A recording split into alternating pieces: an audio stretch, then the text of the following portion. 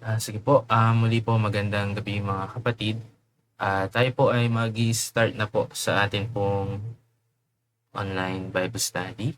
Tayo po ay mag-start na magbigay po ng papuring awit sa Diyos.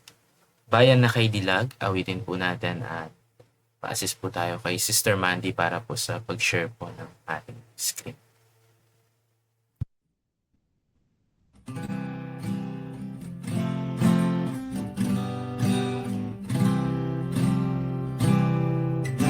Isang lupaing kainam na ngayon'y ating tinatanaw, at doon tayo'y hinihintay ng Ama nating mapagmahal. Bayan na kay dilag, magkakatipon tayo roon. Bayan na marilang, na tahanan ng Panginoon. Awit natin ay di huhumpay sa tamis ng pagsasamahan. Ang papuri aalingaw-ngaw sa langit magpakailanpaman. Bayan na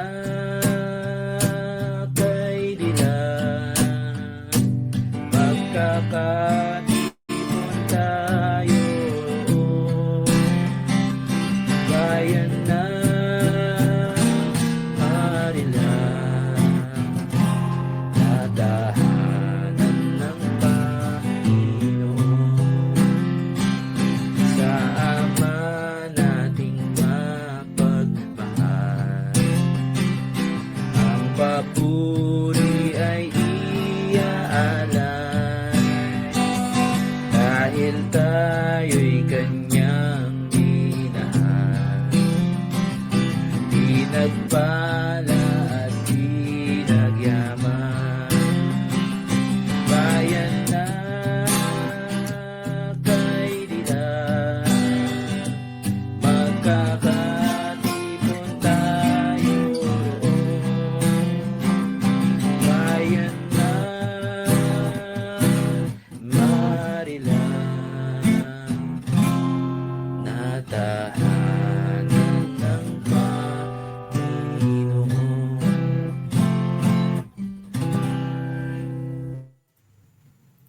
Po, salamat po. At minsan pa po tayong umawit, awitin po natin yung palasyo sa kaitaasan bago po tayo mag-start po sa isang panalangin.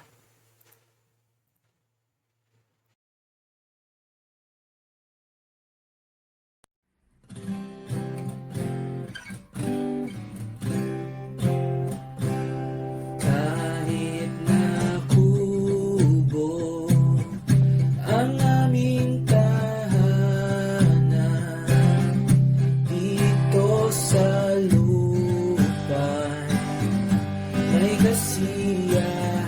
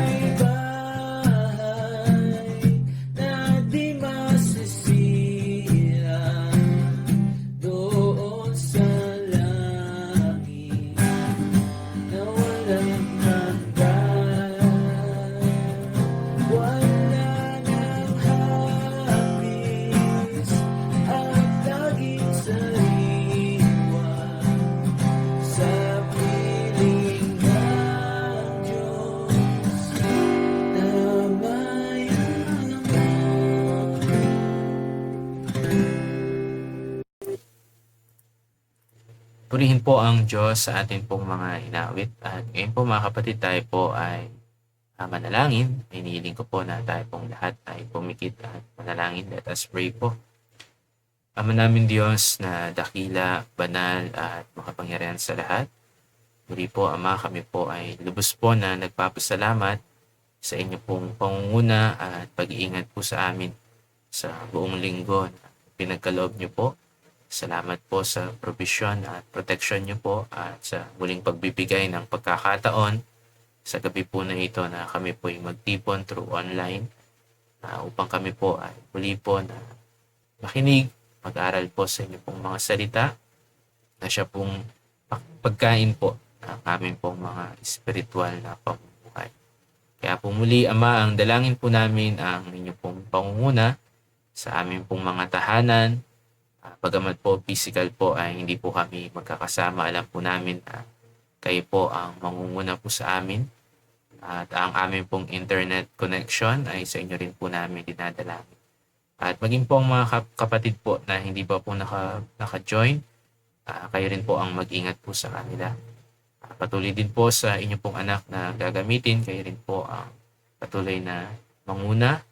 Ganun din po sa amin pong mga makikinig na naka-join po sa Google Meet. At sa lahat po ng makakapakinig din at aabutan po ng Facebook Live, patuloy po ang banal ng Espiritu, nawa ang siya pong manguna po sa lahat po ng aabutan po. At muli Ama, sa inyo po namin patuloy na pinagkakatiwala ang oras po na ito. At ito po ay amin pong hinihiling sa matamis na pangalan po ng bugtong na anak na si Kristo Jesus. Amen. Muli po, magandang gabi po sa ating pong lahat mga kapatid. Tayo po ay dadako na po sa ating pong pag-aaral ngayon pong gabi. Ihanda na po natin ang ating pong mga puso't isipan at ganoon din po ang mga Biblia at notes po natin. Ngayon po ay binibigay ko na po kay Brother Wilson para po sa ating pong Bible study. Magandang gabi po mga kapatid at kumusta po? Medyo nakikita po natin yung panahon natin, no? Medyo nagkakaroon ng konting mga crisis, lalo na po pagdating doon sa ating mga gasolina. Kaya po sa tulong at biyaya ng Panginoon, nais ko po na daling magpag-aaral ngayong gabi na may kinalaman sa mga krisis na ito ay maliwanag na palatandaan ng pagbalik ng ating Panginoon. Kaya ang layunin ng ating pag-aaral ngayong gabi ay maunawaan na ang mga crisis na nagaganap sa mundo ay hindi mga aksidenteng mga pangyayari, kundi ito ay bahagi ng mga palatandaan ng malapit na pagbabalik ng ating Panginoong Yesus. At hindi rin po ito sanhi o dahilan na ang Diyos po ay hindi totoo. Bakit nangyayari po ang mga krisis na ito? Kundi ito po ay nagpapatunay lang na ang salita ng Diyos ay totoo po. Kaya bilang mga Kristiyano, bilang mga anak ng Diyos, mahalaga na matutunan natin ang mga katotohanan ito. Nang sa ganon ay maging handa tayo. At matutunan natin kung paano dapat tayo na tumugon bilang mananampalataya sa mga krisis na magaganap sa mundo pong ito. Pero bago po yan, tayo po ay bumasa muna dito sa ating teksto bilang ating key verse dito sa Matthew chapter 24, simula verse 6 hanggang verse 8.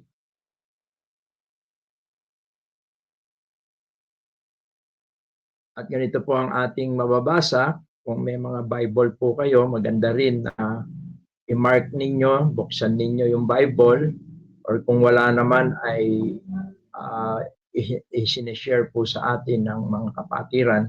Parang ito isulat ninyo nang sa ganun po ay lubos natin na maunawaan at malaman na ang mga bagay na nangyayari sa atin, lalo na sa kasalukuyan, ay tanda lamang na ang salita ng Diyos ay totoo, buhay, at makapangyarihan. Ganito po ang ating mababasa at makakarinig kayo ng mga digmaan at mga alingaw-ngaw ng mga digmaan. Ingatan ninyo na huwag kayong maglumihanan sapagkat kinakailangan ito'y mangyari datapwat hindi pa ang wakas. Bagamat siguro ay marami na tayong mga digmaan, no? Nagkaroon na ng World War I, World War II. Marami na ring mga iba-ibang digmaan na nangyari sa mga nakalipas na panahon. Subalit ang isang katotohanan, ito ay nangyayari ayon sa mismo ang sinabi ng ating Panginoong Yesus. Ito ay mga tugon niya noong tinanong kung kailan mangyayari ang kanyang pagparito at ang kawakasan ng sanlibutan ito. At isa na ang digmaan o yung tinatawag na wars. At ganoon din yung sinasabi ritong mga alingaw-ngaw ng mga digmaan,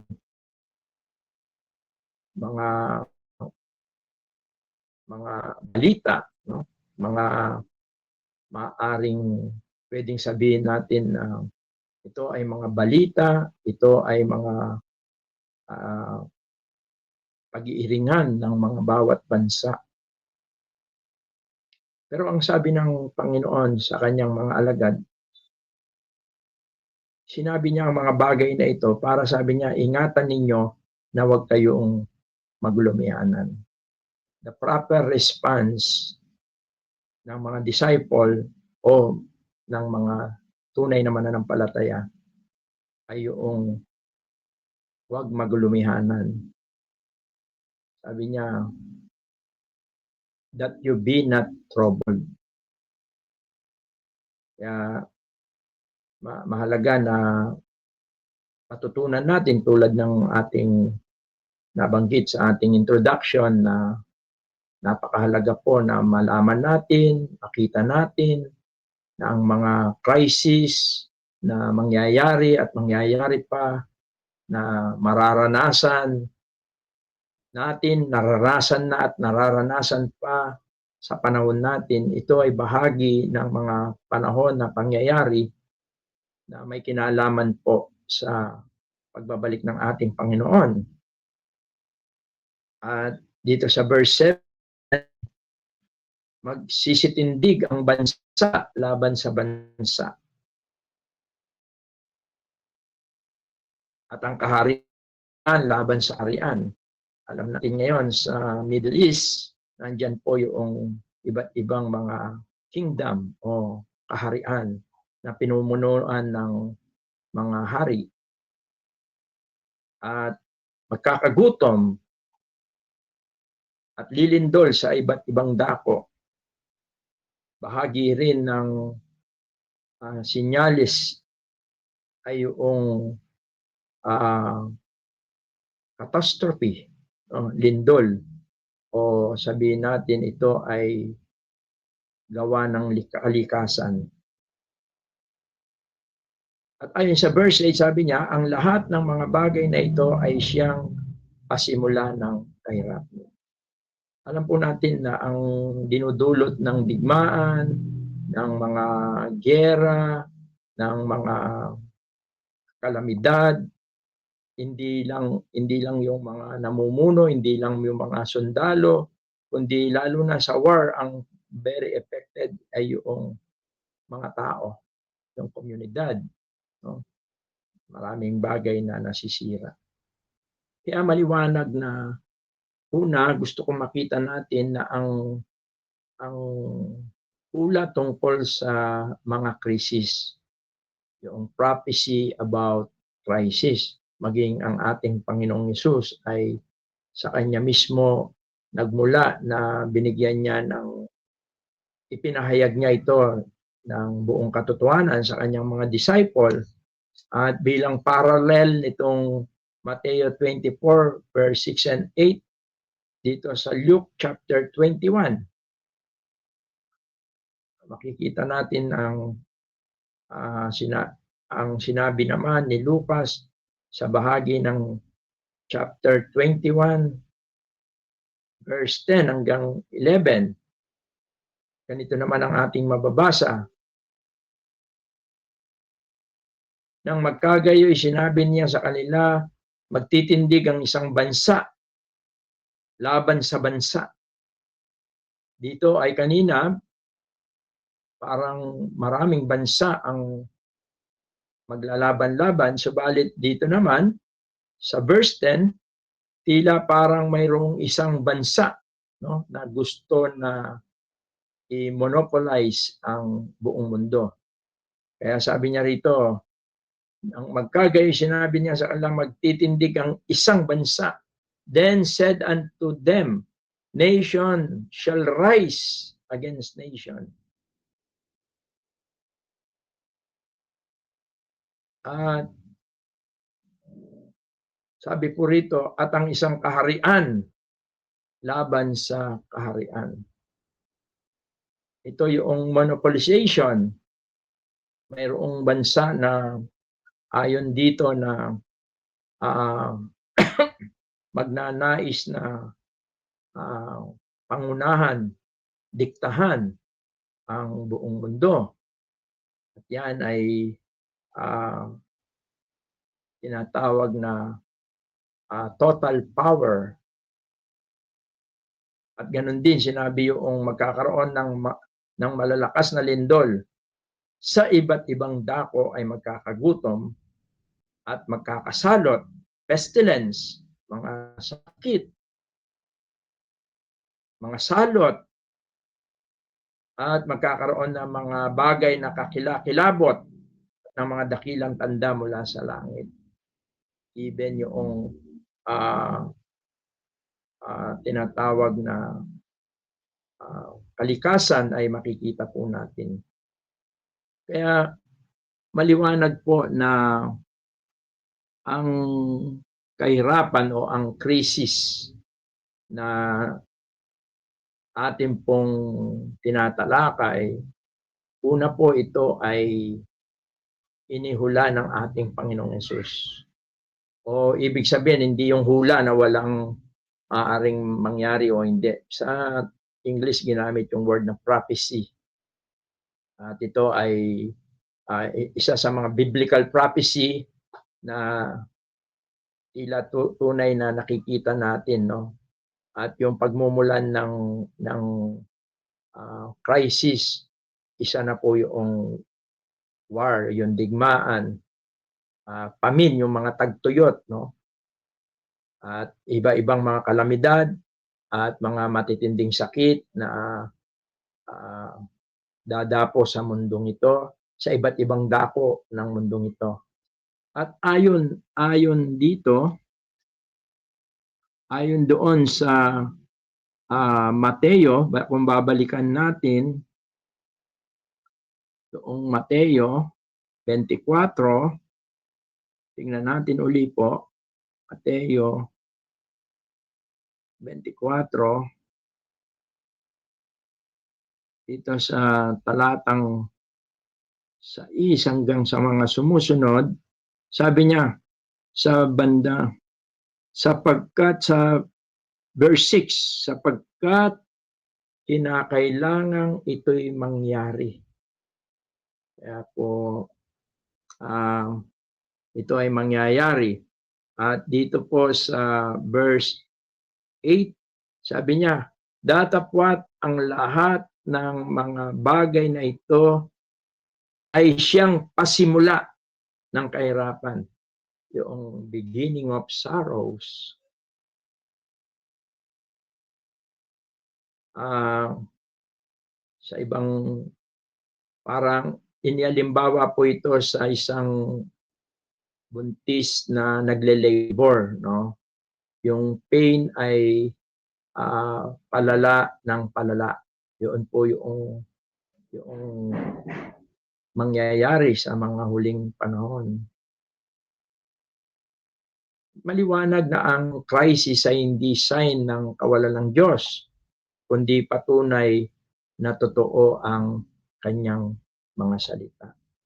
Kaya patuloy po tayo na manangan sa salita ng Diyos, ang ang maging pundasyon ng ating pananampalataya, ng ating kagalakan, ng ating kapayapaan ay wag sa mga bagay dito sa lupa sapagkat darating talaga po ang araw na magkakaroon ng krisis, kakaroon ng kahirapan, maaaring ang mga bagay na tila nagbibigay sa atin ng kasiyahan, mga bagay-bagay dito sa mundo ay sa mga huling panahon at tila ito ay unti-unti na nating nararamdaman sa panahon natin.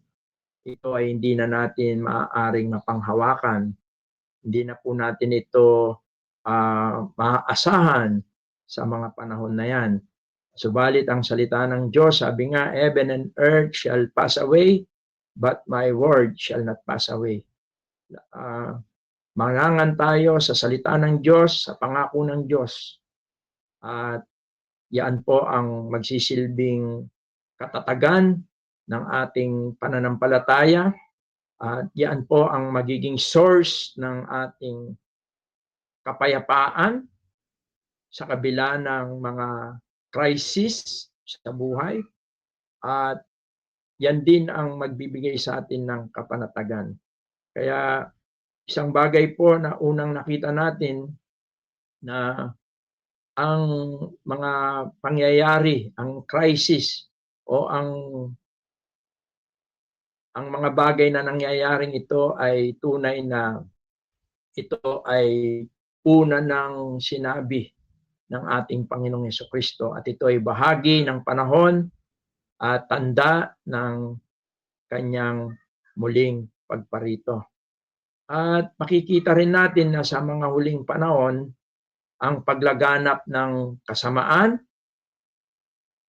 lalo na sa panahon ng crisis, lalaganap ang kasamaan.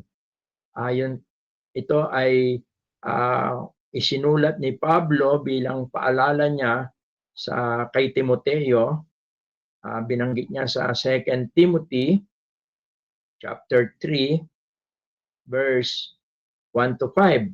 Tingnan po natin ang mga bagay na maaaring mangyari sa mga huling panahon. Sabi ni Pablo sa 2 Timothy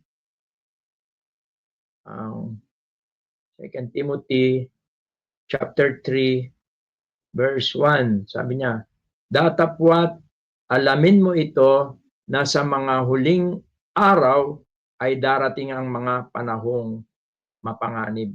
Ginamit yung salitang perilous time. Sa Greek word, ginamit po yung chalepos. Yun yung perilous times. Sabi niya, savage. Yun yung meaning niya, fierce, hard to bear. Parang mabigat, no? Dangerous, difficult, and most it is a violent. So magiging, yun yung description ng perilous time.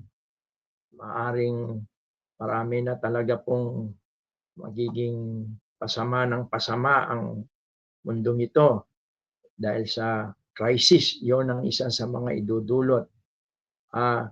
At hindi lang yon, kundi sabi niya, sapagkat ang mga tao ay magiging maibigin sa kanyang sarili. Magiging self-centered. Hindi niya na magiging alintana kung yung iba. Basta ang importante, survival. No? Makasurvive siya. magiging self-centered. At hindi lang yon, ibig sabihin nito maibigin sa salapi, meaning by hook or by crook, even in a dirty manner, ay gusto niya na magkaroon siya ng salapi at magiging mayayabang, sabi rito, mga mapagmalaki, mapatungayaw, masuwayin sa mga magulang, mga walang turing, mga walang kabanalan, walang katutubong pag-ibig, mga walang pampalubag, palabintangin, ang ibig sabihin nito ay lalala po ang kasamaan ng tao. Bunga ng kahirapan, bunga ng krisis, ang tao po ay lalala, mag-ahari sa kanyang puso ang kasamaan upang isurvive ang kanyang sarili, maaring ang kanyang pamilya, o ipagkakanulo rin niya ang kanyang pamilya. Magiging self-survival. Kaya doon sa Matthew 24, kung ating babalikan, doon sa verse 12, ang sabi po roon, at dahil sa pagsagana ng katampalasanan, ang pag-ibig ng marami ay lalamig. Meaning po, hindi na po iiral ang pag-ibig, bagkus ang kasamaan, ang katampalasanan sa mga panahon na yan. Siguro yan na po yung mga looting, no? Yung mga magnanakaw, yung mga negosyo ay papasukin, sisirain, at magkakaroon na talaga po ng kasamaan. Kaya hindi mo na pwedeng pagkatiwalaan kahit na sino sa iyong kapaligiran, sapagkat sa mga panahon na yan ay tunay na magiging mapanganib. Yung paglaganap ng kasamaan, no, yan po ay isa sa mga mangyayari.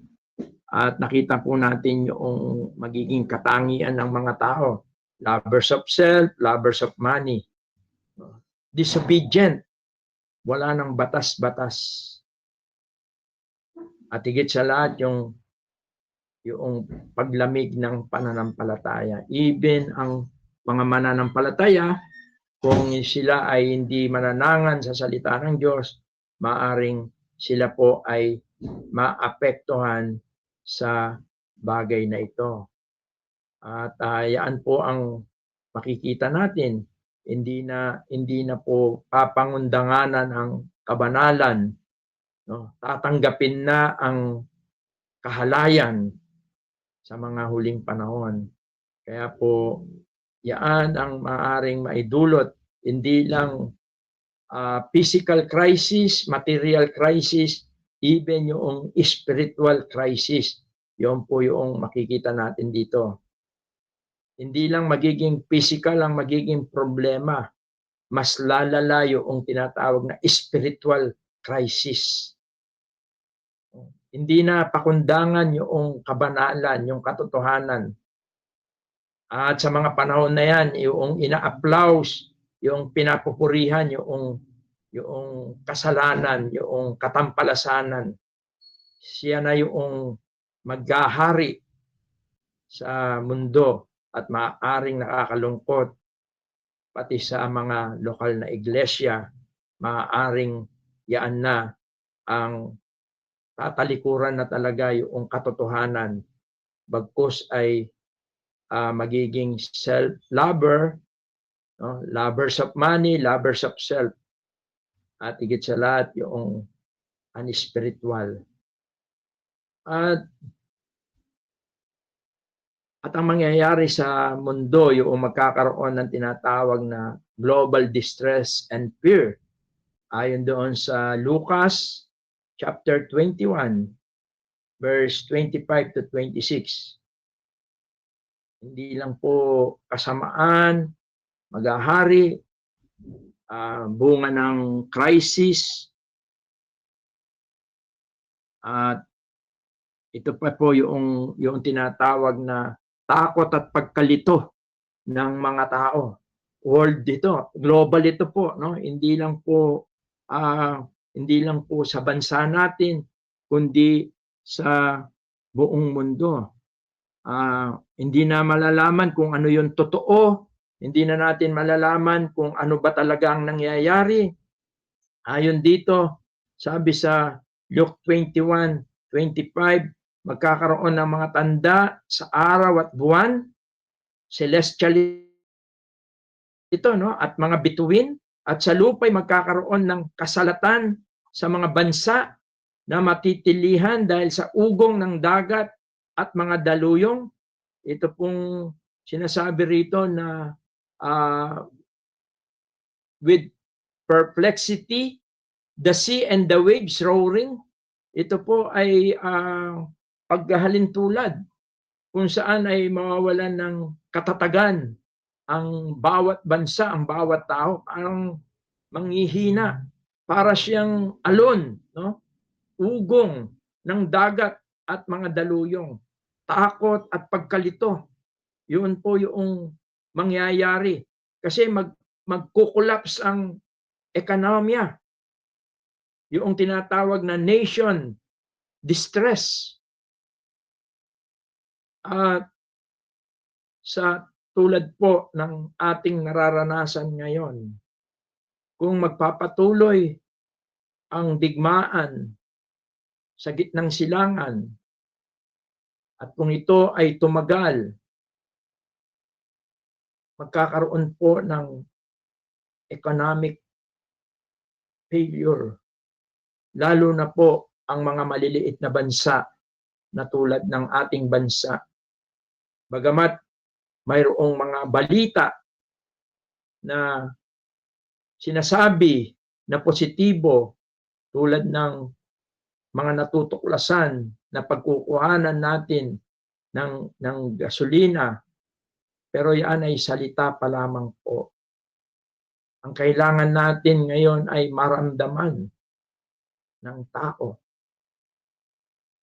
Subalit, hindi yan madadama ang tunay na kapayapaan sa mga bagay na mayroon tayo, kundi ito po ay nasa ating pagtitiwala sa Panginoon. Yung political instability, kung tutusin sa mga nagdaan, yung DPWH scam, ito po ay nagbadya ng kawalang katatagan, kundi takot. At sa mga panahon po, pagka ito po ay lumala pa ng lumala, ang pagkatakot ang siyang mamamahay, ang magdodominate, ang maghahari sa mga puso at kaisipan ng mga tao. Sapagkat magkakaroon ng confusion, walang malinaw na solusyon. Ang mundo, ang global, ang mundo po, mawawalan talaga ng instability, mawawalan ng katatagan. At yan ay isang bagay na dapat po nating asahan. Dapat habang ang mundo ay sumisidhi, nagahari ang pagkatakot, dapat naman ang mga mananampalataya ay nagahari ang kapayapaan. Yan po ang layunin ng ating pag-aaral sa gabing ito, na makita natin na sa ayaw at sa gusto po natin, ito po ay mangyayari sa mundong ito. Ang kailangan lamang bilang isang mga Kristiyano, tayo po ay nakahanda. Kaya mahalaga yung magiging response ng bawat mananampalataya. Paano dapat tumugon ang mananampalataya sa pagdating ng mga crisis in life? Paano po natin ito harapin? Mahalaga po yan, sapagkat nais ng Diyos sa tulong at patnubay ng kanyang mga salita ay maranasan natin ang patuloy ang kapayapaan sa gitna ng kalamidad, sa gitna ng crisis, sa gitna ng kaguluhan. Sabi nga sa Lucas, balikan natin yung 21, doon sa 28. Luke 21, verse 8.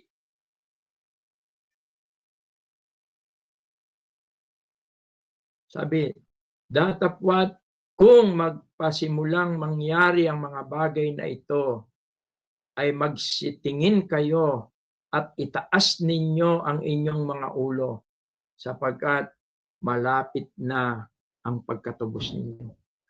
Napakaganda po na look up, sabi niya. Tingnan natin.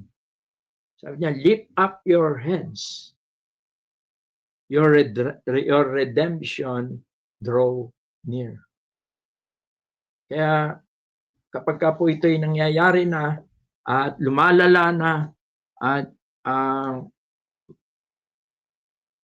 ibig sabihin po niya na ay malapit na dumating ang Panginoon. Malapit na niya tayo pong kunin. Malapit niya na tayong alisin sa mundong ito na puno ng kasamaan. Sapagkat yung rapture, after nung rapture, ibabagsak na niya po yung galit ng Diyos, yung tinatawag na 7 years tribulation. Kaya napakahalaga na kung natututunan natin ito, ang unang dapat nating gawin ay tumingin sa Panginoong Diyos, sa kanyang mga pangako. Sabi nga sa 1 Thessalonians chapter 5, verse 6.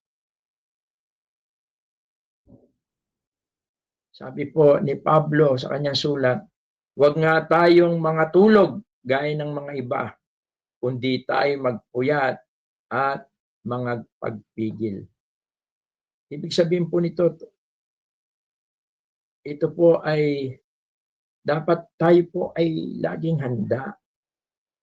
Lagi po nating paghandaan, maging handa po tayo sa pagdating ng Panginoon.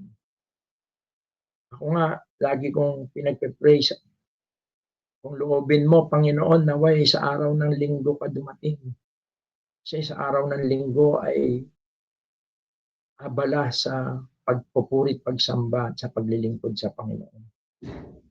Kaya minamarapat ko rin na kung maaari, araw-araw, mayroong mga gawain, sapagkat yun ay isang bagay na nakalulugod sa Panginoon kung datnan niya tayo na tayo ay naglilingkod. Subalit, pwede po natin pagandaan yan sa araw-araw ng ating buhay. Yan ang magandang response, lalo na ngayong nalalapit na ang mga bagay na mangyari. Hindi natin alam. Kaya po ang rapture ay isa po sa mga katuruan yung tinatawag na the imminent coming of Christ. Imminent means any moment, anytime. Pwede ngayon, pwede mamaya. Pero ang tanong, nakahanda po ba tayo? Hindi ba po tayo nakakahiya sa harap ng Panginoon kung darating po siya ngayong oras na ito? Dapat tayo ay gising, no? Hindi physical, ito'y spiritual. Kaya isa po itong magandang pagkakataon na napag-aaralan po natin ang mga bagay na ito.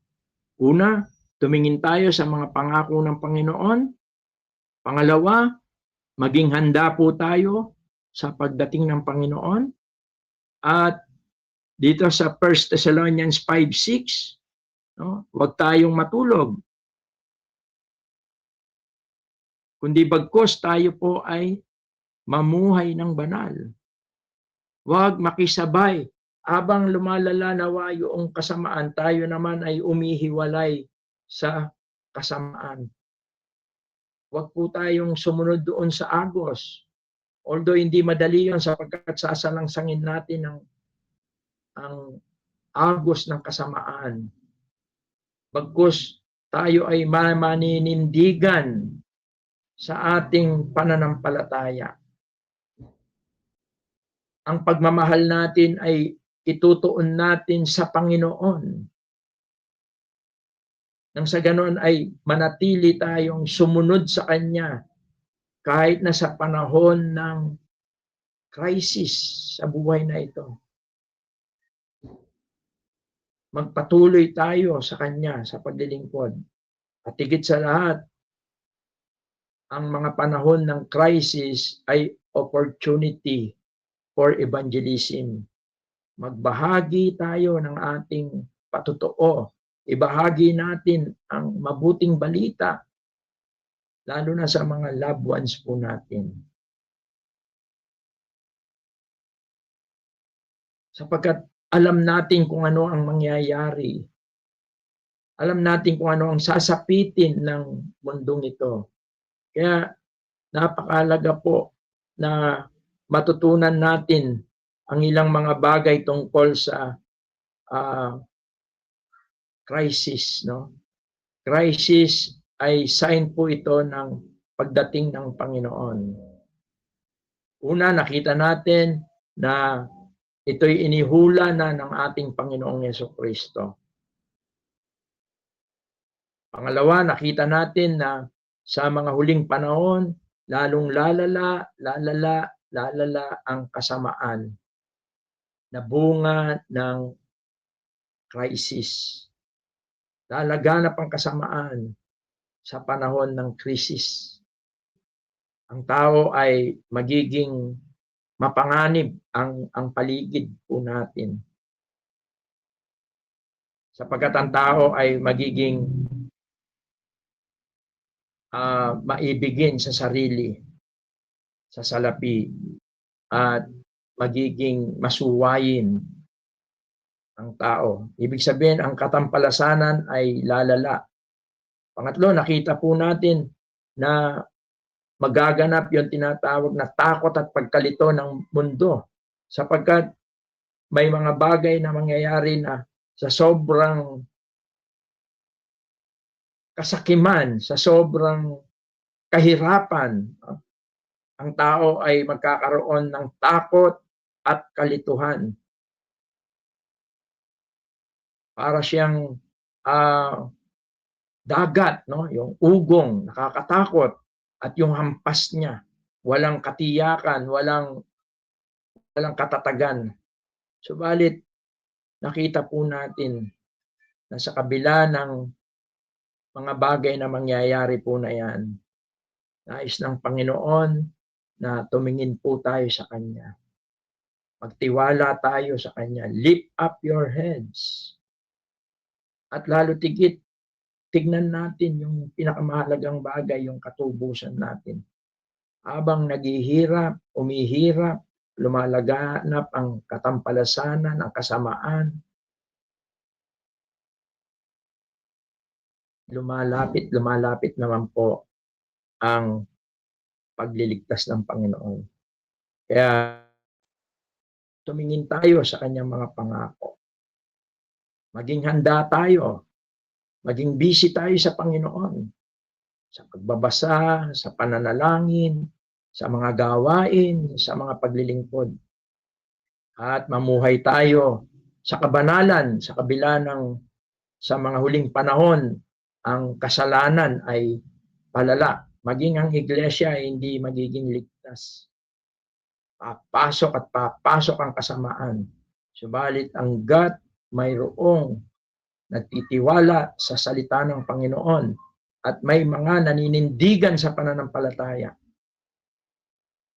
patuloy na mapoprotektahan ng Panginoong Diyos ang kanyang iglesia. Huwag natin i-compromise ang iglesia. Huwag nating hayaang pumasok ang kasalanan at ang kasamaan sa iglesia.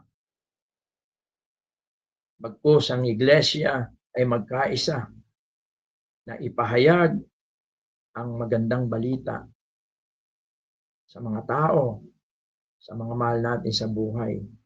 Kaya bilang ating konklusyon sa ating pag-aaral, sa ating mensahe ngayong gabi, ang krisis ay hindi katapusan. No? Sabi ng Panginoon, hindi pa ito ang katapusan. Balikan natin yung ating verses doon sa Matthew 24.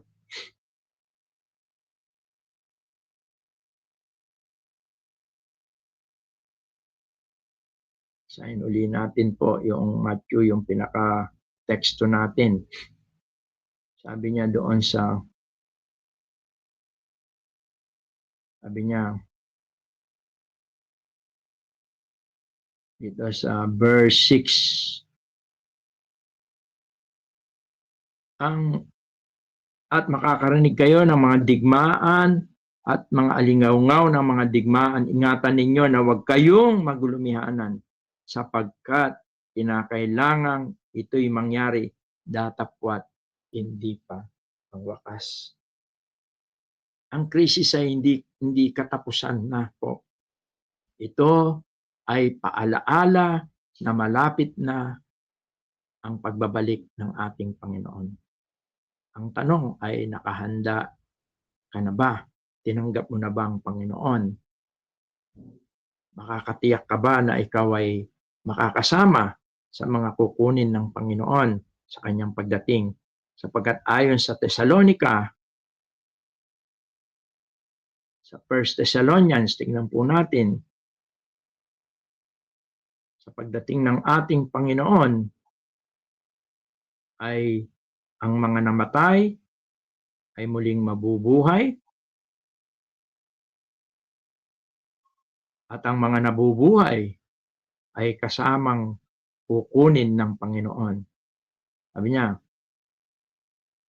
dito sa 1 Thessalonians chapter 4, siguro basahin ko na po yung verse 17, kung magkagayon, tayong siguro 16, sapagkat ang Panginoon din ang bababang mula sa langit na may isang sigaw, may tinig ng arkanghel, at may pakakak ng Diyos, at ang nangamatay kay Kristo ay unang mabubuhay na maguli.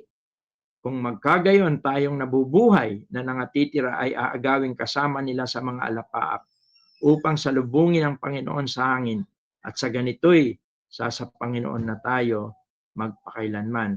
Kaya nga sabi niya, kaya't mag-aliwang kayo sa isa't isa ng mga salitang ito.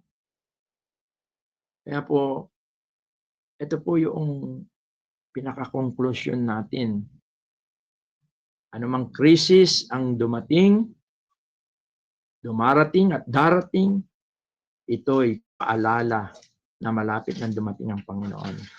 At ang malaking katanungan, nakahanda ka na ba? Makakatiyak ba tayo na kung darating ang Panginoon upang kunin niya ang mga sumampalataya ay makakasama ka?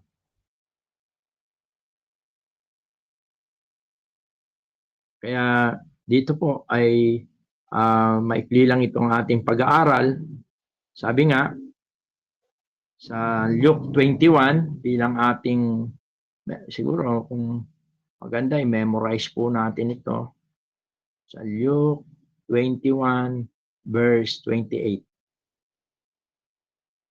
Sabi po, Luke 21, verse 28. Datapwat kung magpasimulang mangyari ang mga bagay na ito, ay magsitingin kayo at itaas ninyo ang inyong mga ulo, sapagkat malapit na ang pagkatubos ninyo. When these things begin to happen, look up, for your redemption draw near. Panahin po ng Panginoon. At kung nararamdaman mong hindi ka pa handa sa pagbabalik ng Panginoon, kung sa tingin mo ay hindi ka pa handa, ito yung tamang panahon para magbalik loob ka sa Panginoon. Sapagkat ang krisis ay babala. Subalit ito rin ay pagkakataon para ikaw ay sumampalataya sa Panginoon at magkaroon ka ng katiyakan sa kaligtasan. Kaya maliwanag na ang crisis ay sign ng pagdating ng Panginoon. At ito ay mangyayari at mangyayari. Let us pray po. Ama, salamat po sa gabing ito. Salamat po at sa iyong mga salita, sa mga kapahayagan ng mga bagay na mangyayari, darating sa mundong ito. At tila sa mga panahon po namin ay unti-unti na po namin nakikita ang katotohanan ng iyong mga salita.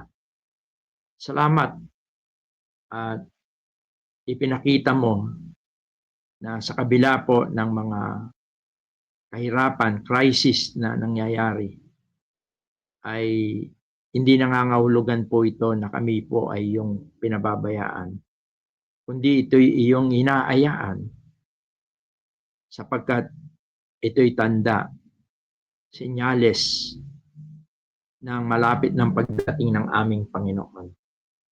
Upang ang bawat isa po sa amin ay lagi pong ituon ang aming mga puso't kaisipan sa inyong walang hanggang kadakilaan, sa iyong mga salita, sa iyong mga pangako, sapagkat ito ang magsisilbing katatagan sa aming pananampalataya, sa aming buhay. Sapagkat kung matutunan po namin ang iyong mga salita at ito po ay aming panghawakan, lalong-lalo na po ang iyong mga pangako, kami po ay magiging matatag. Mananatili kaming mapayapa sa gitna ng kawalang kapayapaan sa mundong ito. Mananatili kaming lumalakad sa kabanalan, maninindigan sa kabanalan, habang ang mundong ito ay pasama po ng pasama. At higit sa lahat, ito'y sadyang ipinahayag mo upang aming samantalayin ng mga pagkakataon na amin pong mailapit, maidala ang magandang balita sa aming mga mahal sa buhay. Nang sa ganun po, ay tunay na makasumpong sila ng kaligtasan at makabahagi sila, makasama sila sa mga dadalhin po ng Panginoon sa iyong kaharian, sa langit, sa buhay na walang hanggan. Patawarin mo po kami kung sa buhay po namin na ito ay nagiging makasarili kami. At ang hangad namin ay ang mga bagay na material sa mundong ito. Higit sa lahat, dahil sa kawalan, nakokompromiso po namin ang aming pananampalataya sa kasalanan. Mairaos lang po namin ang aming mga buhay. Naway tulungan mo po kami na ihanda po namin ang aming mga sarili. Naway madatnan mo po ang bawat isa po sa amin na naglilingkod, namumuhay sa katotohanan, sa kabanalan. Ang lahat po ng ito, Diyos, ay aming samot dalangin sa makapangyarihang pangalan po ng imbugpong na anak na si Jesus. Amen.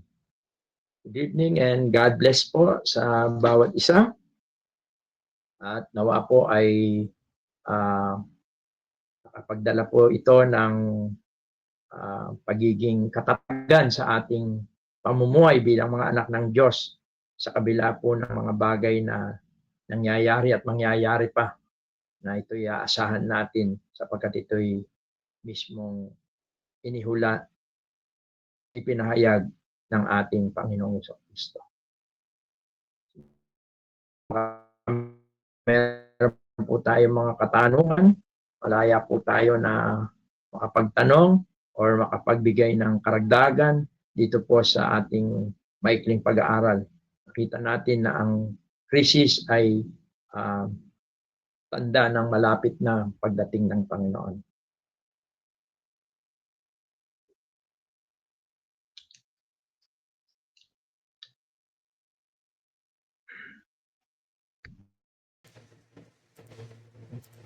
Ayan po, muli po, salamat po sa Diyos, salamat sa ating pong kapatid at sa mensahe po na ating pong narinig. Nawa ito po ay magbigay po ng kapayapaan po sa atin. Yung pong pagdating ng ating pong Panginoon ay senyales po yung mga nadadanasan po ng sanlibutan po ngayon. Sige po, baka meron po tayong question bago po tayo mag-end ng ating live at dumako naman po sa ating pong prayer meeting.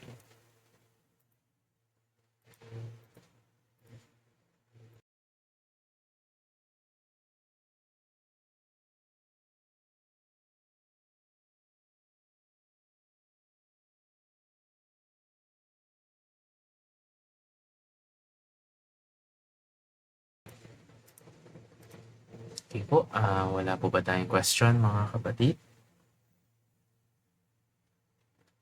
Sige po, marahil po yung ating pong silence ay tayo po ay umaasa na naging maliwanag po ang ating pong pag-aaral ngayong pong gabi. At bilang ating pong pangwakas, tayo po ay magwakas sa isa pong panalangin at kung maaari po na tayo po i-lead ni Brother Jim sa ating pong closing prayer po.